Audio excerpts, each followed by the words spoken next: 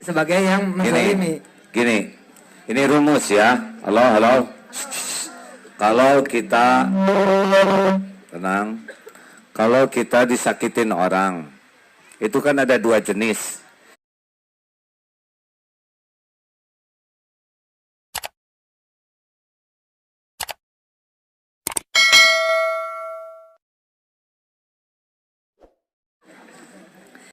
Misalkan gini, ada orang kemudian berbuat sesuatu. Seharusnya sih insya Allah dengan izin Allah manfaat. Tapi ada sekelompok orang melihat itu sebagai sebuah kesalahan. Lalu tadi kan kita harus membantu orang yang zalim dengan cara menghentikan kezalimannya. Tapi ternyata karena berbeda gitu. Karena berbeda pendapat, karena berbeda keadaan misalkan. Nah, seperti itu tuh bagaimana?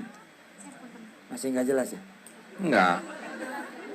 Kitanya yang mana nih, posisi dizolimi atau yang menzolimi, atau lihat situasi itu? Ya, kita katakanlah ada di posisi yang Sabar, jangan berantem, Pak. Yang dicurigai sebagai yang menzalimi. Gini, ini rumus ya. Halo. Kalau kita tenang, kalau kita disakitin orang, itu kan ada dua jenis. Kayak kita dihina, itu ada satu karena kita berkelakuan hina, ada lagi satu kita berkelakuan benar tapi tetap dihina. Kalau kita berkelakuan buruk dan dihina, itu adalah buah daripada keburukan kita. Tapi kalau kita melakukan hal yang benar dihina, itu adalah pengangkat derajat kita. Beda rasanya kalau yang satu pakai pedih. Kalau kita dosa, lalu kita disakiti, kita akan pedih. Pedih ini adalah kafarah daripada dosa kita. Tapi kalau kita benar dan kita disakiti, Allah nggak akan ngasih perih di hati kita. Karena Allah yang menguasai hati, huwallazi anzala sakinah, aja dikasih tenang. Itulah sebabnya para ulama yang tidak salah, walaupun dilakukan apa, dia ajak saja, tenang saja. Kenapa? Karena Allah mencabut kegelisahannya. Gelisah tenang itu milik Allah. Jadi bedanya kita benar atau salah, Allah kan tahu niat kita, cara kita, nggak bisa bohong.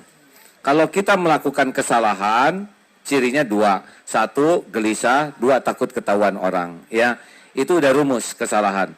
Nah, kalau salah kemudian ada orang yang nyakitin kita dan disakitin karena dosa, itu pakai pedih di sininya. Tapi kalau Allah tahu kita nggak salah, disakitin, nggak akan dikasih pedih di sininya. Itu mau ngangkat derajat. Berapa ulama yang hidupnya lurus, bersih, tapi dizolimi.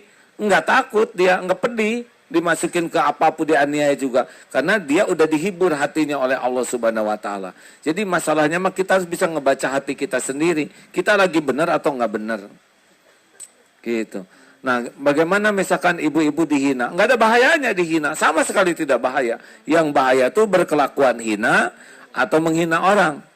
Nah, kalau kita disakitin orang, kita nggak salah. Satu, kita syukur. Kenapa syukur? Bukan kita yang jadi dia.